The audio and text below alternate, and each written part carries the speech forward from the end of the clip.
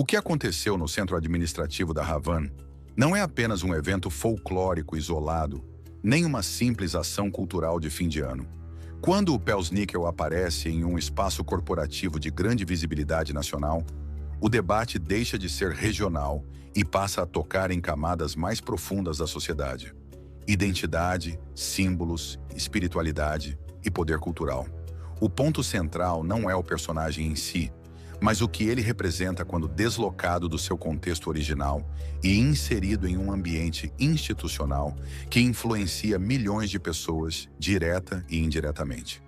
Toda civilização sempre entendeu que símbolos carregam significado, e significado molda comportamento, crença e percepção da realidade. Ignorar isso não é neutralidade, é ingenuidade estratégica. O Pelsnickel nasce no folclore germânico como uma figura ambígua.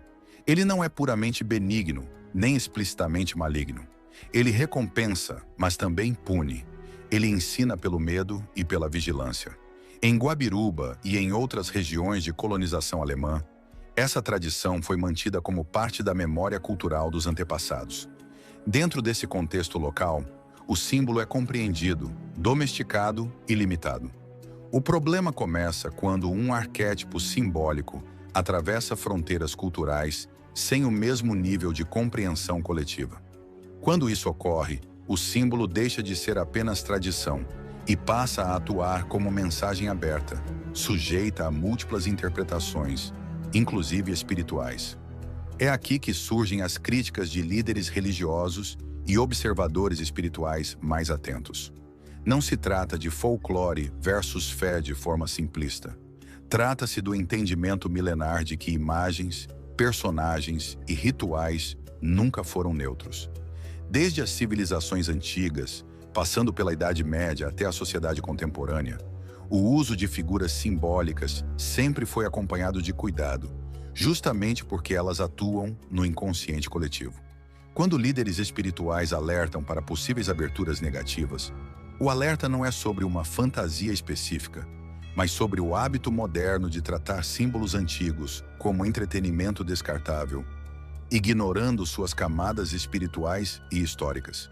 O ambiente corporativo amplia esse debate. Empresas não são apenas locais de trabalho, são centros de influência cultural, social e até moral.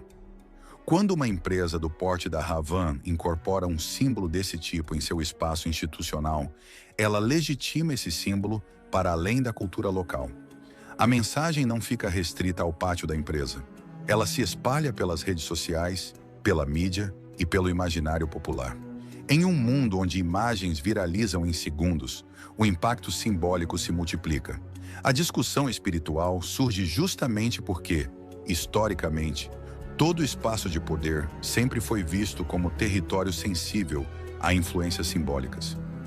A presença de Luciano Hang acompanhando a ação reforça outra camada da análise. Ao destacar a valorização das tradições locais, a narrativa se mantém no campo cultural e identitário. Isso é compreensível do ponto de vista empresarial e regional. No entanto, o silêncio em relação às preocupações espirituais cria um vácuo interpretativo. Em ambientes de alta polarização cultural, o silêncio não é neutro. Ele é interpretado conforme a lente de quem observa. Para alguns, representa apenas foco empresarial. Para outros, representa descuido simbólico. Essa divergência revela um conflito maior. A dificuldade contemporânea de dialogar entre tradição cultural e discernimento espiritual sem cair em extremos. O que se observa nas reações do público é um retrato claro do nosso tempo. De um lado, pessoas que veem qualquer alerta espiritual como fanatismo ou paranoia. Do outro, pessoas que enxergam qualquer símbolo não cristão como ameaça direta. Ambos os extremos perdem a oportunidade de análise profunda. A questão real não é demonizar tradições, nem romantizá-las cegamente, mas compreender que símbolos antigos sobrevivem justamente porque carregam força arquetípica. Eles atravessam séculos porque comunicam algo essencial ao ser humano: ordem, medo, recompensa, punição, vigilância. Esses elementos nunca são espiritualmente neutros. Quando esse tipo de debate emerge, ele funciona como um termômetro espiritual da sociedade. Mostra o quanto as pessoas estão desconectadas do significado profundo das coisas, ou, em contraste, o quanto estão sedentas por sentido em um mundo cada vez mais vazio de transcendência. O episódio do Pels Nickel revela mais sobre o estado espiritual coletivo do que sobre o personagem em si. Revela uma sociedade que consome símbolos sem reflexão, mas reage com intensidade quando alguém aponta que símbolos moldam consciências. Esse desconforto não surge do nada. Ele nasce da perda de referências espirituais sólidas. O alerta que fica não é contra uma figura folclórica específica, mas contra a inconsciência simbólica. Toda cultura que sobrevive entende que não existe espaço neutro, não existe imagem inocente, não existe tradição vazia. Ou um símbolo educa ou confunde, ou fortalece valores ou dilui princípios. Em tempos de crise moral, espiritual e identitária, a pergunta não é se tradições podem ser celebradas, mas se elas estão sendo compreendidas.